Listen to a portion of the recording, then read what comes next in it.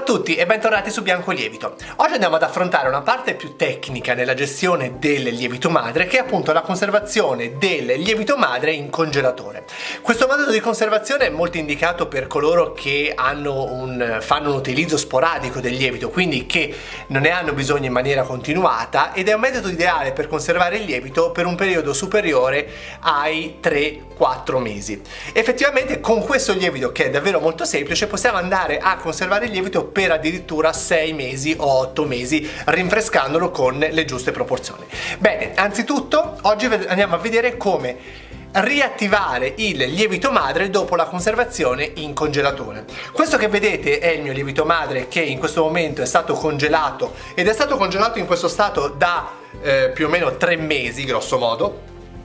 Ora vi farò vedere come riattivarlo. Bene, il primo step appunto per riattivare il vostro lievito è, una volta tolto dal congelatore, farlo conservare per 24 ore in frigorifero a più 4 gradi. Questo per permettere un graduale scongelamento del lievito e permettere anche una graduale riattivazione della cellula del lievito, perché in questo momento le cellule del lievito sono ancora attive, sono chiaramente assopite, hanno un'attività rallentata rispetto alla loro attività normale. Questo perché chiaramente abbiamo rinfrescato il lievito prima di metterlo in conservazione, quindi hanno avuto i nutrienti. Il ghiaccio tuttavia ne ha rallentato l'attività, ma è un lievito ancora attivo. Quindi per permettere appunto una graduale riattivazione e permettere anche alla cellula del lievito di non rompersi durante appunto la sua riattivazione, dobbiamo appunto passare per una fase intermedia di conservazione in frigorifero a 4 gradi. Perfetto, andiamo quindi a mettere il nostro lievito naturale in frigorifero e aspettiamo 24 ore. A domani, ciao! Perfetto, sono passate 24 ore e abbiamo fatto stazionare il nostro lievito naturale congelato in frigorifero, appunto per permettere una graduale riattivazione della cellula. Lo lasciamo ancora 24 ore a temperatura ambiente, dopodiché andremo ad effettuare il rinfresco. Come vedrete è molto probabile, a seconda della quantità che dovete scongelare, che l'acqua non sia del tutto scongelata. Nel mio caso, come vedete, il lievito è ancora duro, dopo 24 ore è ancora totalmente congelato. Non c'è assolutamente problema, lasciatelo a temperatura ambiente, dopodiché andremo ad effettuare i rinfreschi. A domani, ciao! Perfetto, eccoci allora tornati al rinfresco del nostro lievito madre dopo un lungo periodo di conservazione in congelatore. Come avete visto, l'abbiamo fatto scongelare in frigorifero per 24 ore, lo abbiamo lasciato ancora 24 ore a temperatura ambiente e questo è il risultato. È un lievito che ancora è piuttosto compatto, perché chiaramente è ancora freddo al suo interno. Se misurate la temperatura la troverete intorno ai 10-13 gradi.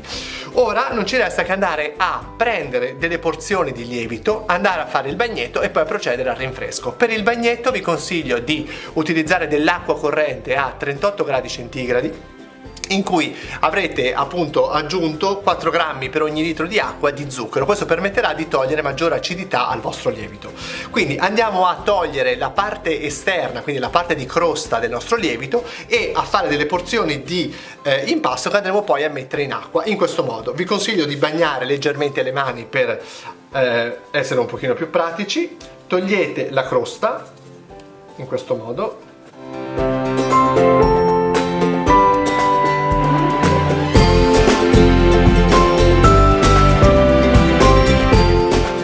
Abbiamo tolto la crosta, andiamo a prelevare delle porzioni di impasto, non troppo grandi, mi raccomando, quindi delle porzioni di questo tipo. Andiamo a strizzarle, appiattendole bene, e buttarle in acqua.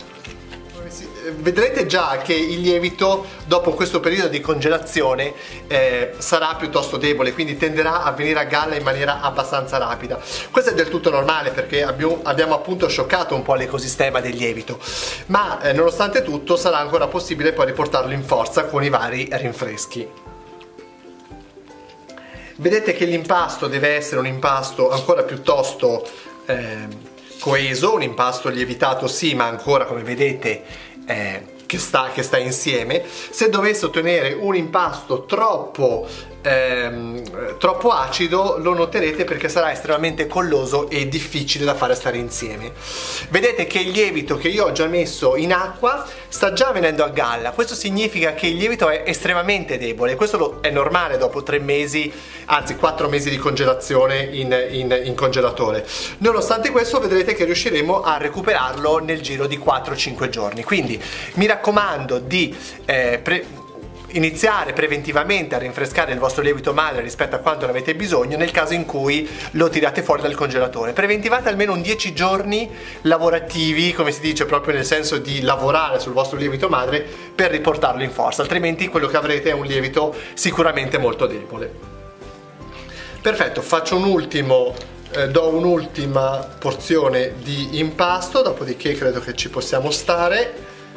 Va bene già così, perfetto.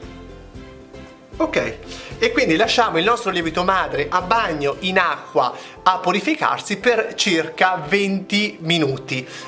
Dopodiché procederemo al rinfresco. A dopo, ciao! Allora, sono passati 20 minuti, quindi il bagnetto è terminato. Andiamo a prendere il nostro impasto, strizzarlo e metterlo all'interno di una ciotola. Io in questo caso ne peserò 1 chilo, che è la quantità di lievito che vado a rinfrescare. Voi ovviamente peserete la quantità che vi occorrerà senza problemi. Mi raccomando, soprattutto all'inizio, quando andate a rinfrescare il lievito dopo una lunga durata, non rinfrescatene mai troppo poco, perché altrimenti andreste a diluire troppo il lievito all'interno, anzi la flora di lieviti all'interno della massa. Quindi mi raccomando, almeno per i primi giorni portatene avanti sui 700 grammi. Allora, io sono già a 800, ok, 900, credo che questo ci vada tutto. Sì. Perfetto, all'interno della ciotola della planetaria ho già messo la farina. Anche questo è un aspetto molto importante per il mantenimento e il rinfresco del lievito madre. Dobbiamo utilizzare una farina che apporti proteine, che apporti nutrimenti per il lievito, quindi una farina che sia piuttosto forte. Vi consiglio di utilizzare una farina con un W intorno ai 360-380, in modo tale da avere il giusto apporto di proteine, che è intorno a 15-16%, e di utilizzare una farina fresca, ovvero di non utilizzare una farina che è aperta da tantissimo tempo, perché quella è una farina che a contatto con gli agenti atmosferici dell'aria e a contatto appunto dei parassiti che naturalmente possono esserci all'interno dell'aria, è una farina che si è deteriorata e quindi non è sufficientemente buona per riattivare in maniera efficace il nostro lievito. Quindi andiamo a questo punto ad aggiungere una parte di acqua al nostro lievito. Mi raccomando di non aggiungere tutta l'acqua, proprio perché a seconda dell'umidità del nostro lievito otterremo un impasto di consistenza variabile. Per avere un buon lievito dobbiamo ottenere un impasto piuttosto sodo e coeso. Un impasto sodo e coeso è sintomo di una fermentazione equilibrata tra fermentazione lattica e fermentazione acetica, e avere un lievito sodo permette di tenere sotto controllo, tenere più a freno la fermentazione lattica, che è quella che poi potrebbe portare a deteriorare il nostro lievito madre. Quindi andiamo a questo punto a far girare in planetaria con il gancio per qualche minuto. Poi nel mio caso trasferirò l'impasto in un'impastatrice a braccia tuffanti, perché la massa è piuttosto generosa. Nel vostro caso potete chiaramente continuare ad impastare all'interno della planetaria a media velocità, mi raccomando. A dopo. Allora, nel frattempo che il lievito viene impastato, noi andiamo a preparare il nostro piano da lavoro, perché è molto importante avere un piano da lavoro estremamente pulito. Quindi vi consiglio chiaramente di avere già una superficie pulita in questo modo. Andiamo a sanificarla con un po' di aceto. Mi raccomando, è molto importante non utilizzare detersivi in generale con tutto quello che entra a contatto con il lievito madre. Ricordate che i detersivi tendenzialmente per loro natura sono antisettici, quindi vanno a distruggere le flore batteriche che incontrano, sono fatti proprio per questo. È essenzialmente quello che non vogliamo con il lievito madre, cioè non vogliamo distruggere la flora batterica e la flora di microrganismi del lievito madre. Quindi una volta che la superficie è pronta, andiamo a prendere il lievito madre che è stato impastato. Mi raccomando di avere una consistenza in questo modo piuttosto asciutta, chiaramente ben coesa e ben impastata. Andiamo quindi a dare una forma al nostro panetto, dopodiché andremo a, in questo modo, Dopodiché potremo andare a laminare il nostro lievito. Chiaramente per i più fortunati che hanno una sfogliatrice questo sarà un compito molto più facilitato. Per chi non dovesse averla, chiaramente c'è il buon vecchio mattarello che può essere d'aiuto. Basta un po' di forza, ma poi si ottiene tutto. Quindi vi consiglio di appiattire leggermente il lievito in questo modo. Ok. Dopodiché andiamo ad abbassarlo con il mattarello fino a ridurlo allo spessore di 1 centimetro.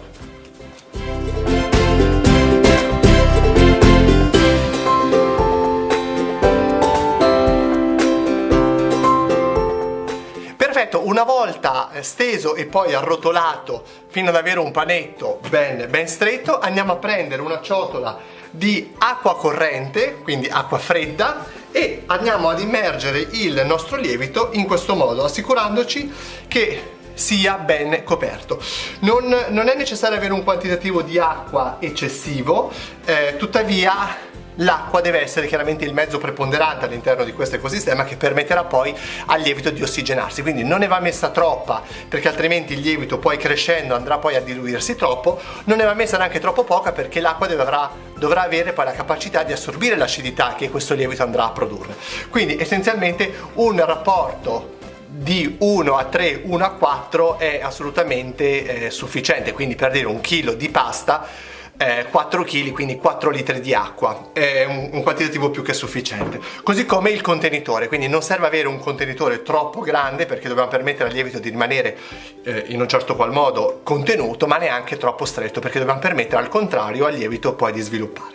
Perfetto, in questo modo lasciamo il lievito madre fermentare per 24 ore a temperatura ambiente. Eccoci di nuovo qua con il rinfresco del lievito madre che era stato precedentemente congelato. Sono passate 24 ore e voglio farvi vedere un caso che è molto possibile che vi accada, ovvero che dopo le 24 ore il lievito sia ancora a fondo nella bacinella e non sia venuta a galla. Questo indica che il lievito è molto debole ancora, e lo sapevamo già perché chiaramente l'abbiamo lasciato per tanto tempo con delle condizioni ambientali sfavorevoli che hanno rallentato l'attività del lievito stesso. Quello che dobbiamo fare in questo caso è lasciare il tempo al lievito di venire a galla. Da quel momento in poi andiamo a considerare 24 ore di tempo prima di andare a rinfrescarlo. Questo è molto importante perché altrimenti, se non aspettassimo questo tempo, ci porteremmo dietro un lievito che sarà sicuramente debole. Bene, spero che questo piccolo tutorial vi sia stato utile e spero di rivedervi presto su Bianco Lievito. A presto, ciao!